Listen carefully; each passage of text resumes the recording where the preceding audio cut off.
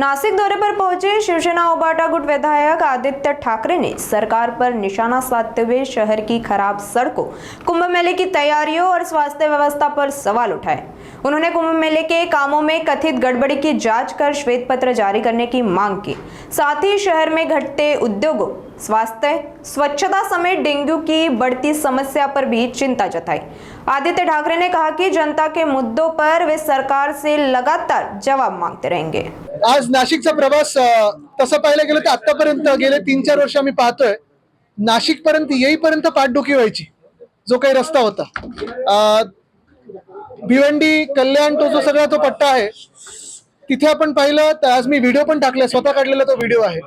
आपण खूप वेळा म्हणतो की आपण नाशिककडे इंडस्ट्री खेचणार मुंबई नाशिक जो काही रस्ता आपण करतो त्याच्यामुळे ते लॉजिस्टिक्स हब किंवा असं सगळं काही, पण मुळात आज पाहिलं तर परिस्थिती काही बदललेली नाही। गेल्या 4 वर्षांमध्ये कदाचित खड्डे वाढलेले आहेत आणि पुढे समृद्धीवर आल्यानंतर देखील पॅचवर्क तर समृद्धीवर पण सुरू झालेलं आहे। जो रस्ता आता 4 वर्षापूर्वी उद्घाटन झालं, 3 वर्षापूर्वी उद्घाटन झालं, जे रस्ते आम्हाला वाटायचे नाशिकमध्ये चांगले आहेत, जे डांबरी रस्ते होते, 2 लेन असतील पण चांगले रस्ते होते, तेही खराब झालेले आहेत। आज अंबड MIDC असेल किंवा इतर सगळे जे काही लिंक रोड वगैरे आम्ही आलो, आज परिस्थिती हीच आहे।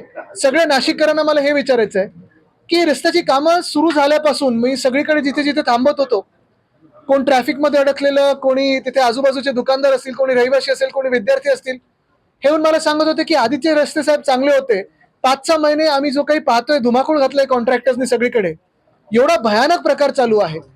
बरं, काल माझी यादी रस्त्याची कुठे कुठे मी जाणार हे सांगितल्यानंतर फटाफट तिथे JCB दिसत आहेत, कामं सुरू झालेली आहेत।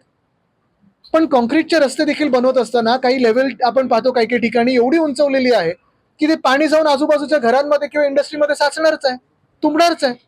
तर ही अशी परिस्थिती आपण नाशिककरांसाठी पाहतोय, ह्या भाजपाने करून ठेवलेली आहे। 17 तारखेला संजय राऊत साहेब स्वतः इथे मोर्चा काढणार आहेत। हजारो नाशिककरांना मी आवाहन करतोय की आपण या ह्याच्यात मोर्चात सामील व्हा।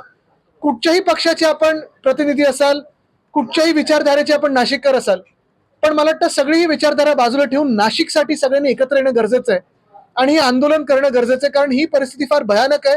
ही परिस्थिती अशी राहिली पुढचे 3-4 महिने, आज चाकणची आपण बातमी पाहिलेली आहे, नाशिकमधून पण इंडस्ट्री अशीच निघून जाईल आणि नाशिककर देखील स्थलांतरित व्हायला पुढे मागे पाहणार नाहीत। कारण असं किती दिवस राहायचं?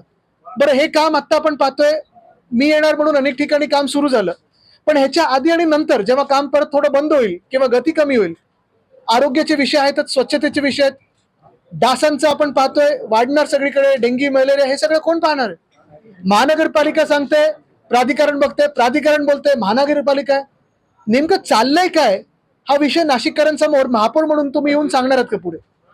नाशिकमध्ये